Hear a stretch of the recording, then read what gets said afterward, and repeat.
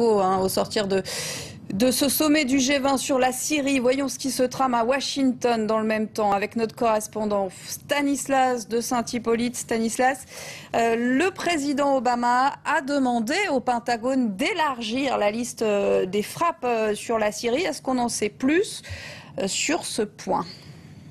Oui, écoutez, le Pentagone est en train de préparer une nouvelle liste avec de nouvelles cibles élargies. Donc, la liste est élargie, pas les cibles bien sûr, parce que depuis que les Américains ont annoncé qu'ils allaient frapper, eh bien les unités de Bachar el-Assad bougent sur le terrain. Des armes ont été bougées, des unités militaires ont été bougées. Donc, il faut réadapter cette liste. Ça, c'est le premier point. Le deuxième point, c'est que les États-Unis sont en train de changer à la marge leur stratégie. Jusqu'ici, le message de la Maison-Blanche a été de dire nous allons frapper de manière très limitée la Syrie pour dissuader Bachar el-Assad d'utiliser à nouveau ses armes chimiques et pour dégrader, limiter ses capacités militaires. Eh bien, il se trouve que ce second point, limiter ses capacités militaires, les dégrader, c'est un point stratégique qui va prendre plus d'ampleur. Donc, cette opération aura une échelle un petit peu plus large et du coup, dans le plan du Pentagone, on prévoit éventuellement l'utilisation d'avions et pas seulement de missiles de croisière qui sera envoyé depuis des bateaux qui croisent dans la Méditerranée. Donc des missiles, des avions utilisés, ce qui veut dire que pour préparer une telle opération,